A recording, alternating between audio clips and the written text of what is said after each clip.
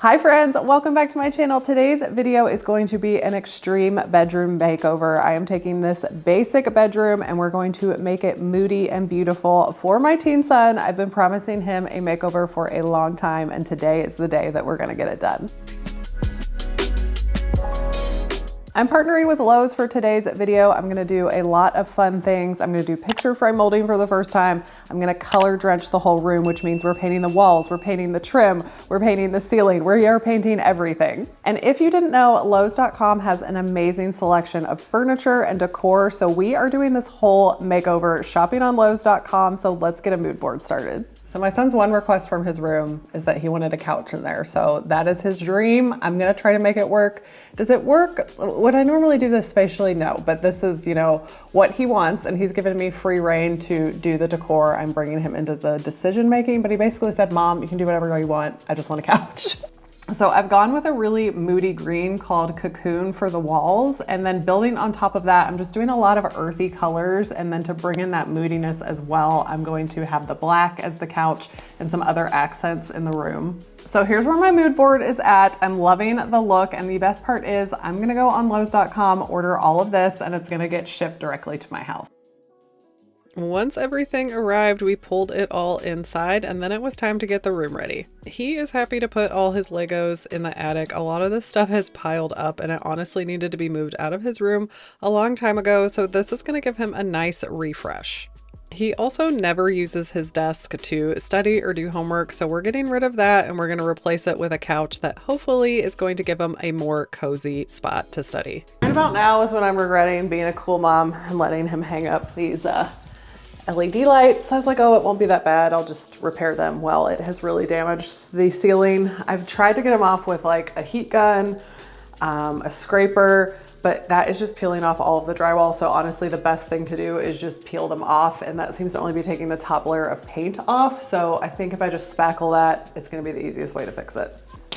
I'm really regretting my choice as a cool mom right now. Really regretting it. I didn't even stick these on like full strength. And they are still so sticky, and these have been up for years. So it's gonna take a lot of DAP to repair these, but this is just the easiest way to do this. I've never done picture frame molding before, but I found a few videos and some blog posts that were really helpful. So I'm going to link those below in the description box for you. My first wall, I did a rough sketch of what they were going to look like so I could make sure that it was all working out before I started. Instead of wood, I'm using PVC base cap molding, and it's very easy to cut with some shears like this. It has different angles you can set up. I'm going to cut everything at a 45 angle to make picture frames. I wanted to show you this technique because I know not everybody has a miter saw, and this is a cheap and easy way to get this cut. Every cut I make is going to be a 45-degree angle, and then the pieces are going to fit together to make picture frames on the wall.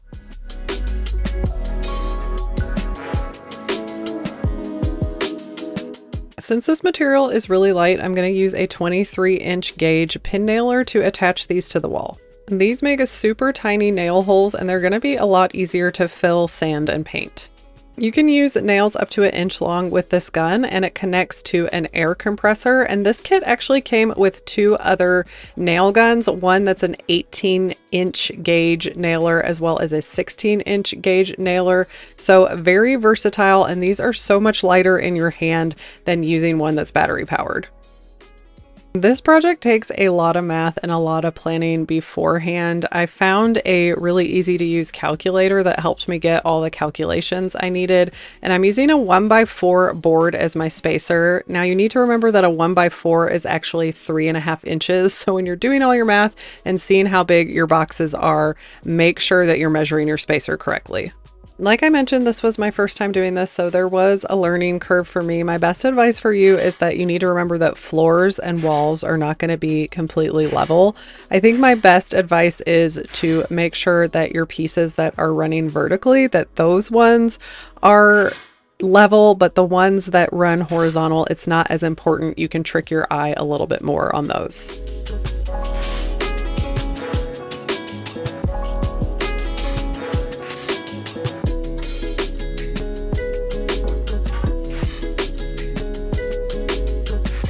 When I finally reached the last wall, it was time to take his bed out of here and move him in with his brother for a couple of days. And on my last wall, I tried a different technique, and I think I like this one better. So I set up my laser level, you can see that here, and what I've done is I've taken my spacer and I've attached it to the wall to kind of give me a jig. I've marked off where the studs are so that I know I want to hit a nail in those studs while I have them. You always want to start in the middle, because if the middle is right and you get to the end and it's a little off, that's a lot better than starting on the end and then it being completely off center. So you always want to start on the middle when you're doing trim. I'm putting my nail through the meatiest part of the trim, the part that sticks out the most, and then I can go back in and hit some of these inner corners if I feel they're sticking out. A lot of people also use adhesive on the wall when they're doing this, but if I don't like this and I want to be able to take it down, that is really going to damage the wall. So I tested it out with the pin nails and it seems to be holding really well. And when I seal it with some caulk as well, I think that'll help it stick to the wall and should hold up enough. Done with the jig, I just pull that out of the wall. I will have to repair where this was nailed to the wall, but I found this process a lot easier for getting started.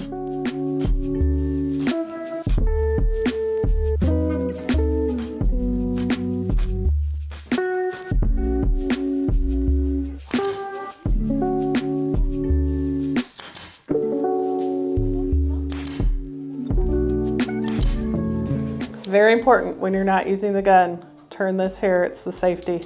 Very important. I'm pretty proud of myself, I have to say. The hardest part I think is over. All the picture frame molding is up on the wall. I'm really happy with how it looks. It did take me a long time, but I'm giving myself grace. This is the first time I'm doing anything like this. And by the time I got to the last wall, I was kind of rocking and rolling. So the more you do, the faster you're gonna get. So just be patient with yourself. Now comes the tedious part though. I have to fill all my nail holes, all the little cracks in the frames, as well as repair the wall. So I'm gonna grab some wood filler, I'm gonna grab some spackle, and we are gonna get to filling.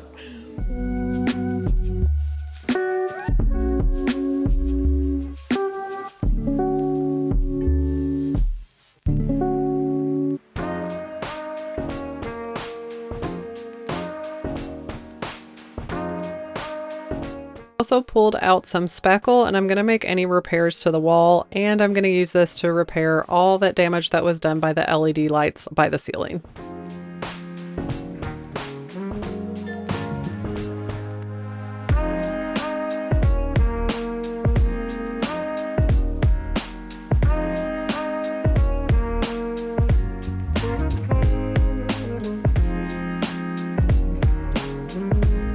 I used this contour sponge to sand everything and I really liked it. It gets in the corners really, really well. I did read that I could have just used caulk to seal all this stuff up, and I think next time if I use the PVC molding again, that's what I would do because this sanding took forever. The last step before I can start painting this room is caulking all these seams. As you can see, your wall is not completely level, so you're gonna have some little gaps. This is gonna make it look really nice and seamless. I'm using Alex Flex. This is gonna be the best option for this PVC trim.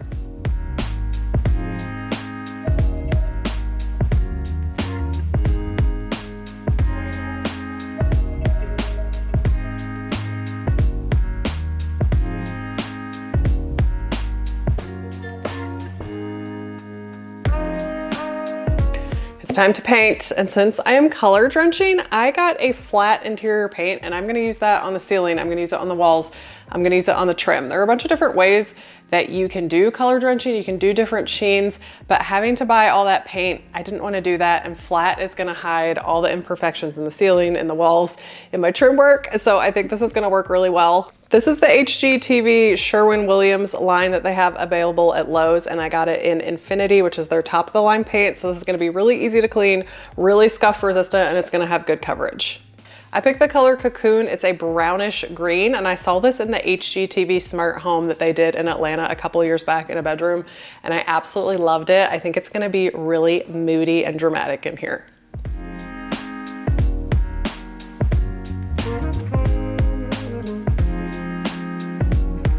Okay, change of plans. It took me 4 hours to cut in just one wall, and that's gonna take way too long. And you guys know I'm pretty proficient with a sprayer. I have a Wagner 3500. Now I've used this to spray fences before, and you've seen me use it so much with this little nozzle to do fine finishes with furniture, but I've never sprayed interior walls before. I have the product. I'm gonna try it out for you. I'm a little nervous, but you know, any mistakes we make, we can fix. So don't be scared to try new things. I think this is gonna save me a lot of time. So let's get this loaded.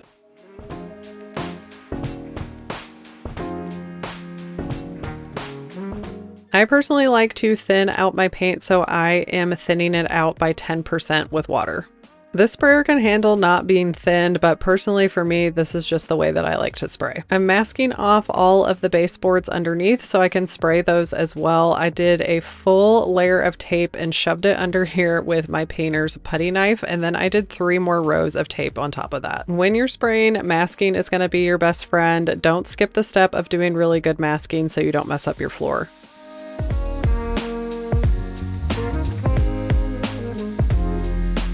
It was actually my husband's idea to break the sprayer out, and I'm really glad that he encouraged me to do it because once I got the hang of it, it just made things so much faster. I did learn a lot of things troubleshooting, spraying walls. It's a lot different than spraying furniture. So if you guys want me to make a separate video letting you know all the things I learned about spraying interior walls with my sprayer, let me know down in the comments. But you know, my tip for you is always going to be to have a tester board on hand. Anytime you refill your paint sprayer, anytime anything changes, if you have trouble on the wall, you can always go back to that board and dial in your settings. Kept all my doors up to paint them as well. I just made sure that I masked off the doorknobs as well as the hinges.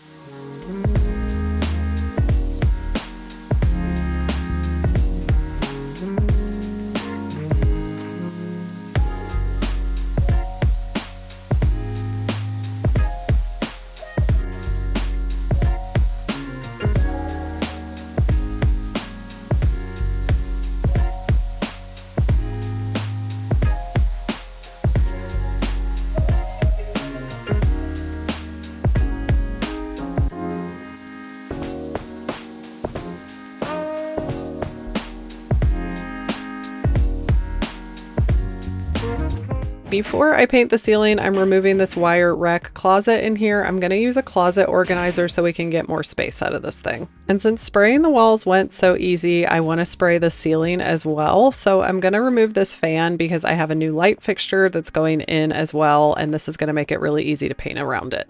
Make sure when you're doing light changes like this that you turn your breaker off, and then I'm going to seal up all my wires with these caps.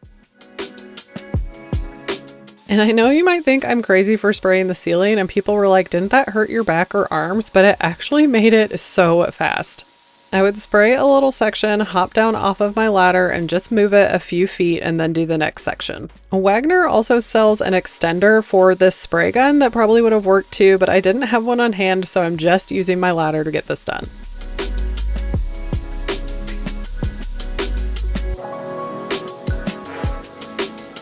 The painting is done. I'm so excited. It is so dark and moody in here. I love the interest it's creating. I love the painted ceiling. The sprayer was definitely the way to go. It took me several days to paint this, but it is definitely worth it. So I'm ready to start moving in all the furniture, and I'm gonna start with the light.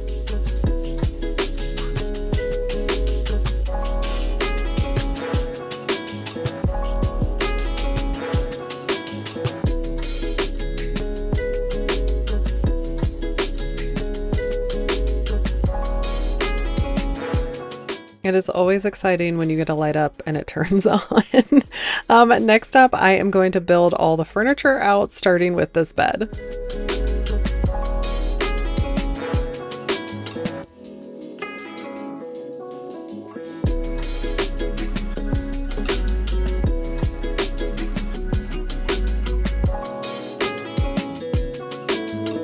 I don't want to totally lose my cool mom status, and I know he really loved his LED lights, so I got a bed that has LED strips on the back of the bed. All right, the bed is all put together. I have it in the room where I think I want it to go.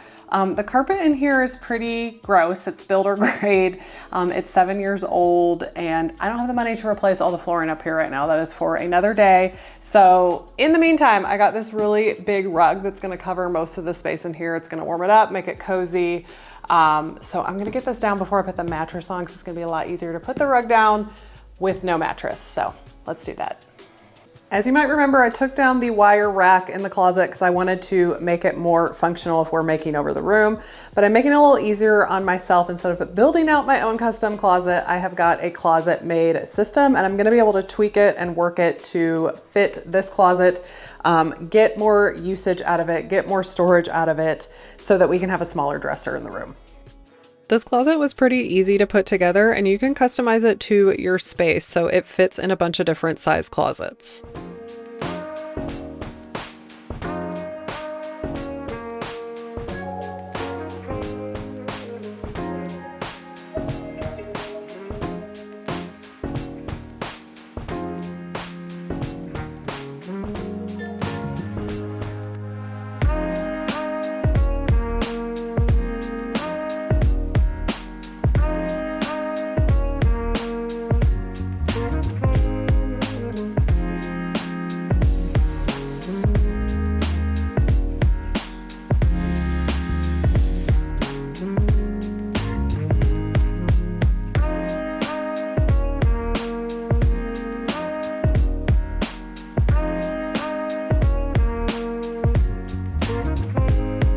Closet Mate has a bunch of different accessories that go with this closet, so I purchased 3 of the drawers that are going to fit right in the tower.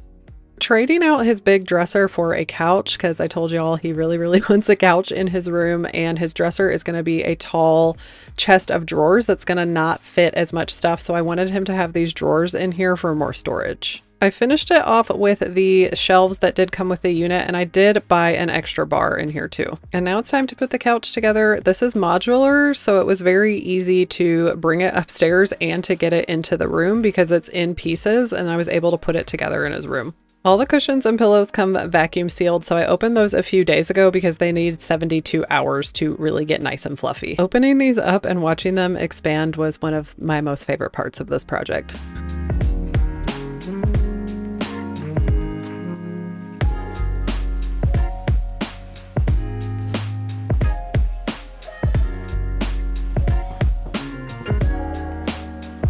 The next thing I have to assemble is this little nightstand that's going to go next to his bed.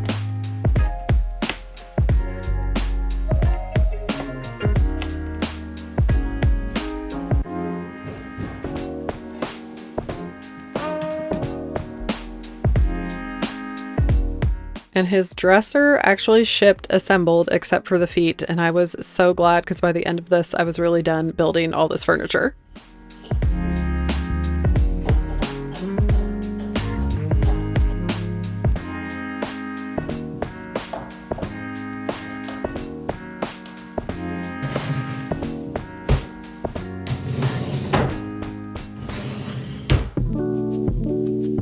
Oh, I'm so excited. I'm in the home stretch now. This has been a lot of hard work, but so worth it. All these big furniture builds are done, and I am ready to just bring in these final details to pull the room together. I wanted to save some money on my hardware, so I am just making this over. I'm simply cleaning this off, giving it a scuff sand, and then I'm going to add some gold gilding wax to it. It's going to give it a whole new look, but it's going to be very easy just to get these doorknobs back on. And you can paint plastic outlet covers, so I'm just reusing the ones that I have, degreasing them, giving them a light sand again, and then this is the primer that you want to use to get the paint to adhere. This is Bullseye Zinsser 123. I'm using it in the gray color since I'm using a dark color to go on top of these. I let these dry for an hour and then I coated them with paint, and then I ended up doing 2 coats of paint on here to get the finish that I wanted. And then after 24 hours, my doorknobs were ready to apply back to the closet. This is such a fun idea. It looks so much better, and I saved money.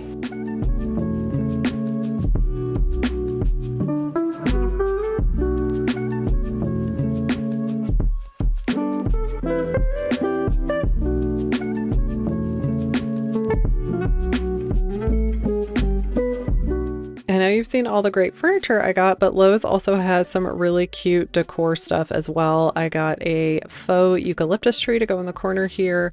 I have this nice arched gold mirror as well.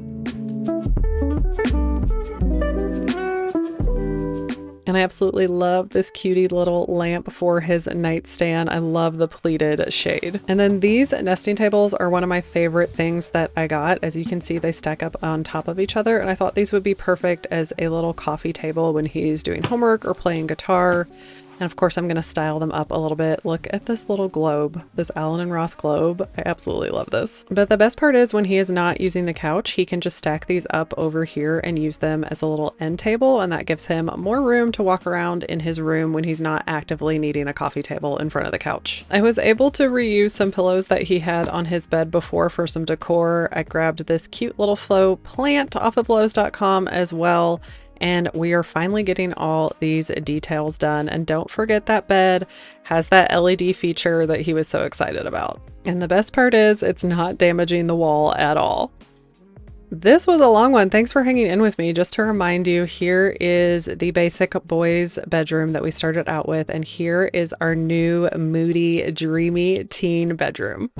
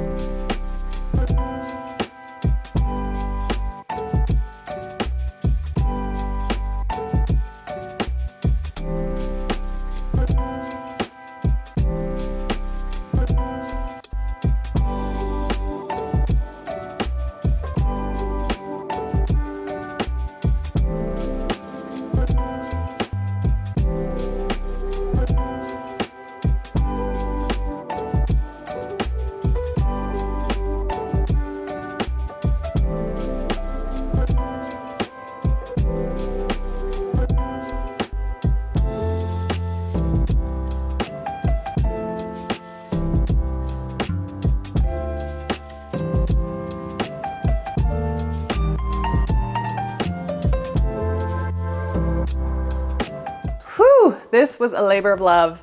I'm obsessed with how this turned out. It took me a while to get this done, but I am so happy with the result. My son absolutely loves it, so that is the best part. And I love hanging out in here with him, and I have a couch to hang out with him. I've been kind of sitting in here and relaxing when he's not been in his room just because it is so cozy and comforting. If you want any more information on the items that I used in this makeover, they're all going to be linked down in the description box as well as in that YouTube shopping shelf. So check that out if you have any questions about the makeover or you want me to go into more depth about certain areas in the room. Let me know down in the comments and we will have a chat. Again to Lowe's for sponsoring today's project. I will be back with another video soon and I will see you guys next time.